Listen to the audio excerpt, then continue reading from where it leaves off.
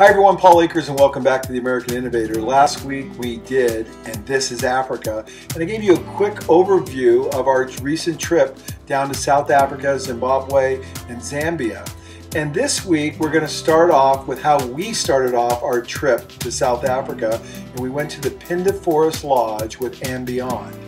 Now, it's a little different than you might expect because everyone says, hey, I'm going to go on safari, let's go out and see the big animals. Well, the first day we got there, we got into the lodge and we had lunch, and we asked if we could just kind of look around a little bit because our first trip into the bush was later on in the afternoon, starting at about 4 o'clock, but I'm being a little impatient, said, is there any way we can go out and look around now? I want to see some big animals. And so they got Barry together, one of the rangers, not the ranger that we work with most of the time, that was James, and you're going to see James later in some of the other videos. But Barry was made available and he took us for a walkabout, if you will, into the bush. Normally, for the most part, we were in vehicles, open vehicles, driving around looking for different animals. It was fantastic. But frankly, my favorite thing to do was to walk about. And Barry took us into the wilderness, and as you'll see in the beginning of the opening scenes, he has a very big gun. Of course, he never has to use that gun, and really none of the rangers ever use it because they're so well trained in animal behavior and they know exactly how to act if they come across something. But just in case, they do have a gun. And so Barry explained to us what we were going to do, and then we were on our way. And basically that's what you're going to see right now. About a 10-minute walkabout. It took us about a little over an hour to do this, but I reduced it down to 10 minutes. So you could kind of feel what it's like to walk about in the bush in Africa with an extremely well-trained guy, Barry.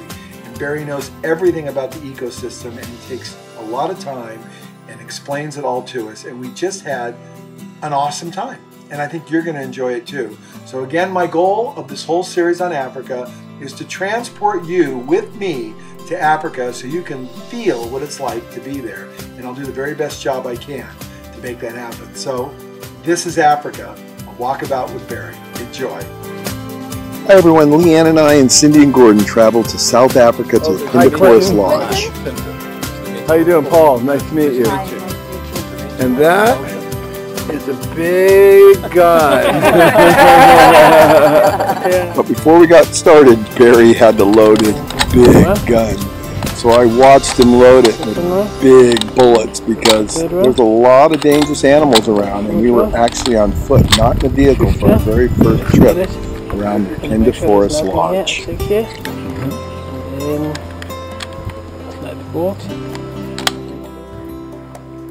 So as we walked along, Barry stopped and said, I'm going to give you a quick briefing about what you're going to see in the sand forest. And he explained the ecosystem and how everything worked together, and then we continued on our journey. There's a lot of plastics, I'm not talking about Africa now, I'm talking about the world. This one, it's a plant. Smallest flowering orchid in the world. It's called pinhead orchid. Flowers are quite small, about 1 millimeter in length. And they should flower anytime from now, like from November, December, January. And flowers at night, they release such a very good smell, which, well, it was used to mix it with some special fats to make like perfume. So these ones, they don't affect, it's a symbiotic relationship where this plant needs the tree for support. So it doesn't affect the tree. It has got its own small root system that are aligned along the branches, which they use to absorb the moisture and nutrient from the humidity. And this orchid is only found in the sand forest, only in this habitat. So as we walked along, we were instructed to walk single file, and if we came across anything, do not run. And then we came across this giant termite mound, which Barry explained was an important part of the ecosystem in the sand forest. A fungus growing termite mound, this one.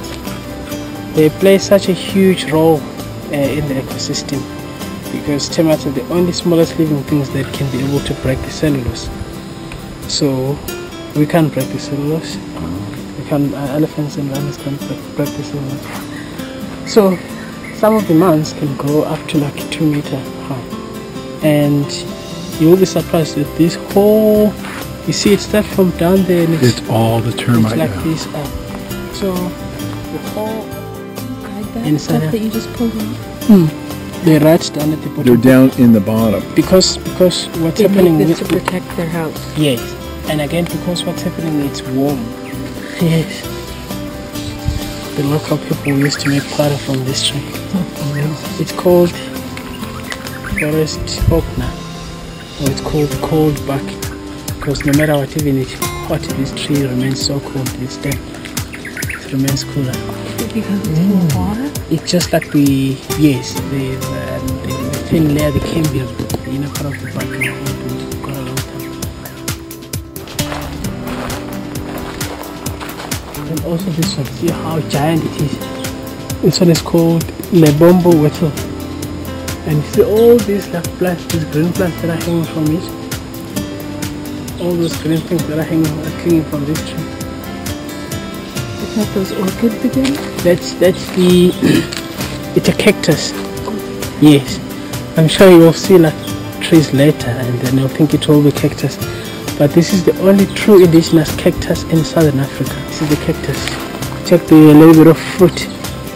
It's gonna fruit anytime from now. And you can see how it's hanging from the whole tree there. This is the only cactus.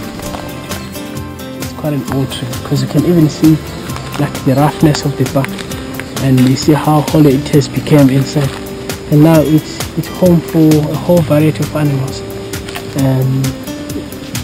Snakes like pythons live in here, and anything, mangoes, squirrels can live in here. Mangoes too? Yeah, mangoes and squirrels, they can live in here. The stem diameter of this tree, it grows 1 millimeter in a year.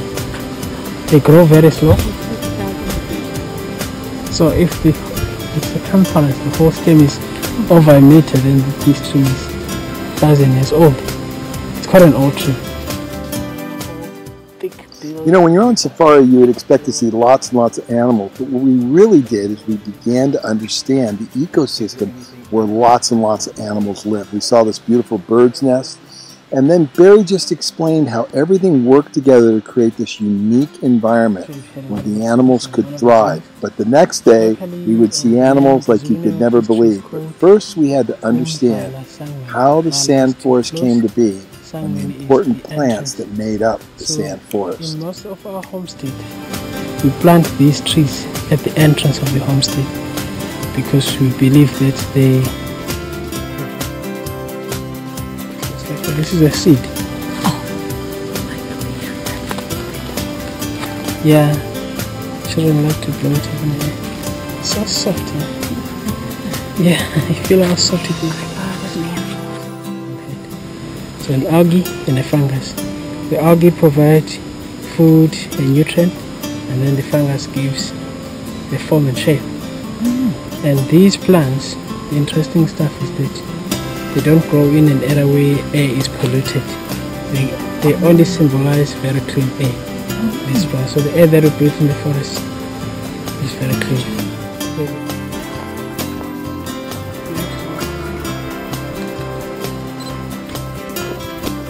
Seeds have got a little bit of an oily substance which is flammable. So it was burnt long time ago by the local people or the hunters as navigating torches. Yes, they burn the seeds, which has got a bit of an oily substance in it. And here Barry points out a lion paw print in the direction that it's traveling, hence the large gun we carry, which he never has to use.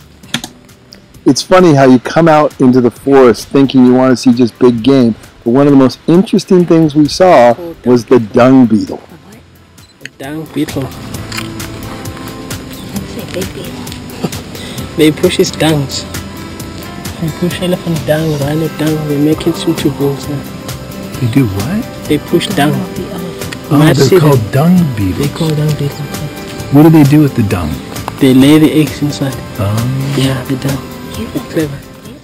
So these little guys fly and crawl all over the floor of the forest looking for dung of an elephant and a rhinoceros. Then they get on top of it and they roll it up in a ball. They get their mate, they put their mate on it, and they roll them all over the forest floor. That's a cheap date if you ask me. Low expectations. False eyes in their legs. beside these ones here, those are, which are small flies that are underneath here, which cleans the senses of smell from the dung beetle. Because if those senses of smell get dirty with the dung, he won't be able to locate the dung. So the mites clean him, and then he transport them to the dung. As soon as he found the dung, the mites fall off into the dung, they lay the eggs there and breed there. So they need each other. The mites. So as we walked along, Barry found a wildebeest skull, and it was just fascinating to look at that a lion had gotten, and you could kind of tell by how the bones were spread out is what he was indicating. And before long, came across this, a porcupine quill, just beautiful. Barry's so observant, so well trained, he just sees everything. It's beautiful. What do people do? What do people do?